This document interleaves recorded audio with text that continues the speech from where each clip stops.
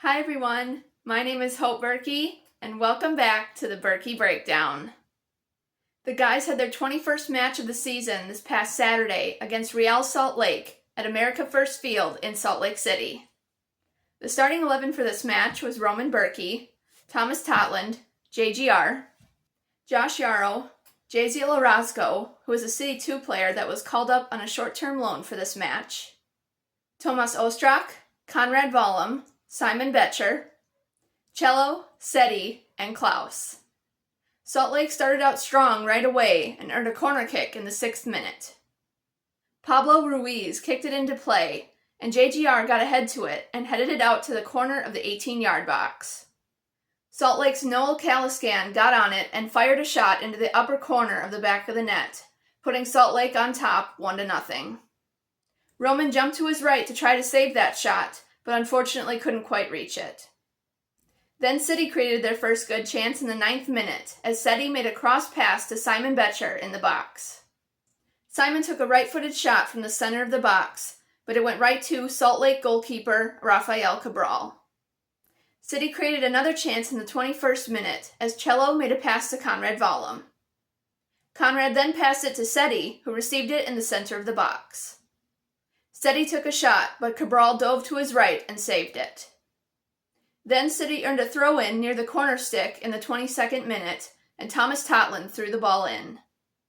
Then Klaus headed it, and it bounced to Simon Betcher, who tried to kick it into the goal, but Cabral got on top of it before it could go in. Then in the 23rd minute, Salt Lake began attacking again as Johnny Russell received a long pass in the box from a teammate who was near the halfway line.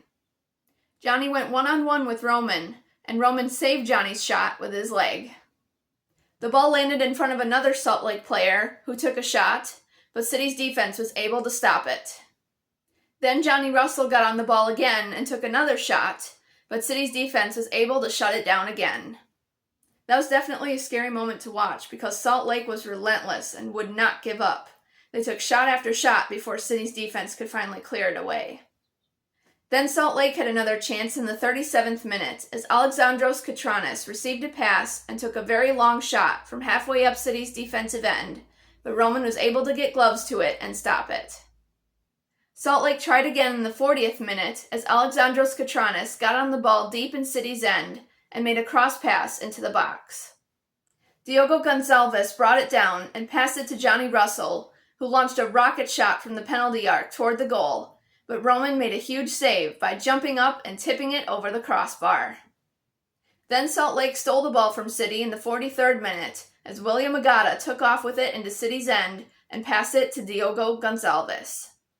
Gonçalves got into the box, took a right-footed shot, and put it into the upper portion of the back of the net, doubling Salt Lake's lead and making the score 2-0. Then Salt Lake tried to go for a third goal in the 2nd minute of first half stoppage time as they took a shot, but thankfully it went right to Roman at the near post. After a few more minutes of stoppage time, the halftime whistle blew, and City went into halftime down by 2 goals. City had a good start to the second half as they earned a corner kick in the 50th minute after Simon Betcher took a shot from the penalty arc, and the ball bounced off a Salt Lake defender and went out of bounds. Cello took the corner kick and kicked the ball into play, and Klaus got ahead to it and headed it into the back of the net, making the score Salt Lake 2, City 1. In the 54th minute, Salt Lake stole the ball from City and made a fast break into City's end. One of their players took a shot, but thankfully it was an easy save for Roman. City made their first substitution in the 63rd minute as Tyson Pierce, another City 2 player that was called up on a short-term loan for this match, made his City debut and came in for Tomas Ostrak. Then Salt Lake made another fast break into City's end in the 64th minute as Diogo Gonçalves made a cross pass that was meant for Xavier Gozo. Josh Yaro attempted to shut down that pass, but instead put the ball into City's net, giving an own goal to Salt Lake and making the score Salt Lake 3, City 1.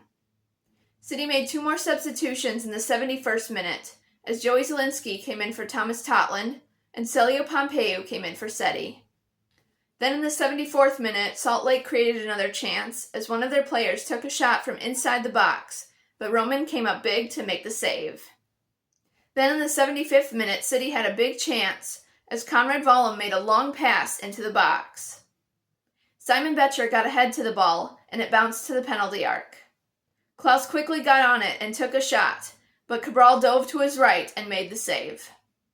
Then City made their final 2 substitutions in the 80th minute as Mackay Joyner came in for Simon Betcher and Xande Silva came in for JGR.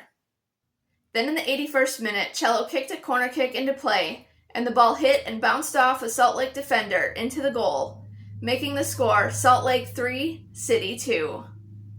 It was officially ruled an own goal by Salt Lake's Noel Caliscan. City had one final chance to tie it up in the 98th minute as Cello made a long pass to Klaus in the box. Klaus headed it toward the goal, but unfortunately it went just wide. Klaus was so close to tying it up, and it was such a good header too. Man, I wish that would have went in. Shortly after that, the full-time whistle blew, and City took their 12th loss of the season with a final score of Salt Lake 3, City 2. We had 17 total shots, with 6 being on goal. Salt Lake had 15 total shots, with 6 being on goal. We had 8 fouls, while Salt Lake had 10, and we had 10 corner kicks, while Salt Lake had 9. Roman had a total of 4 saves in this match.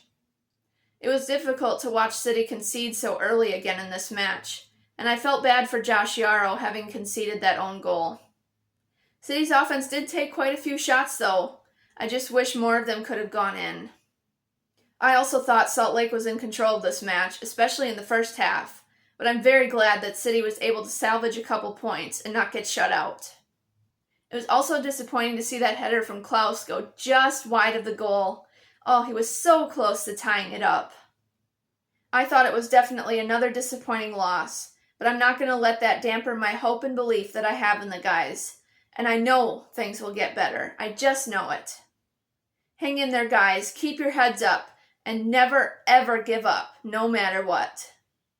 It was announced this morning that Rasmus Alm has been placed on the season-ending injury list, which means he will not be able to play in any more matches this season. Alm has been dealing with many injuries for the past couple years, including inflammation of his pelvic bone and adductor strains. Now that he's been placed on this list, it will allow him to work more towards a complete recovery without having to worry about playing in any matches. Because Alm is out for the rest of the season, that frees up a roster spot that will likely be filled during the summer transfer window. I wish you all the best for your recovery, Alm, and I hope you can get back to playing soon. City's next match will be on Sunday as they host the Portland Timbers at Energizer Park. Hopefully the guys will continue to get stronger on both sides of the ball and be able to get a much-needed win. The guys will have a normal week of training as they prepare for their next match. Now let's talk about the weather conditions the guys will be experiencing this week. Today there will be a mix of sun and clouds with a high of 89 degrees and winds out of the northeast at 5 to 10 miles per hour. On Tuesday, it will be partly cloudy in the morning, followed by a 50% chance of thunderstorms for the afternoon, with a high of 91 degrees, and winds out of the south-southwest at 5 to 10 miles per hour.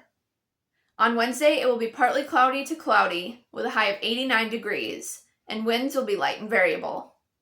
On Thursday, there will be a mix of sun and clouds, with a high of 91 degrees, and winds will be light and variable.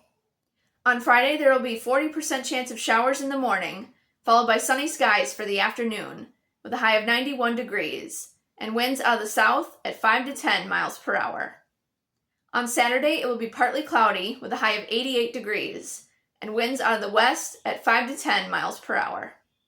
And on Sunday, it will be mostly sunny, with a 30% chance of isolated thunderstorms, with a high of 87 degrees, and winds out of the west-southwest at 5 to 10 miles per hour.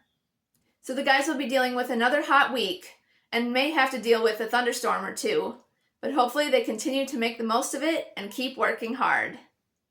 Thank you so much for watching this episode of the Bürki Breakdown. If you haven't already, please subscribe and click on your post notifications so you don't miss out on any new videos. If you like this video, please give it a thumbs up and leave a comment down below with your thoughts on how City did during their match against Real Salt Lake. Also, be sure to follow me on Instagram and Facebook at the Bürki Breakdown. I'll see you guys in the next one. Let's go, City!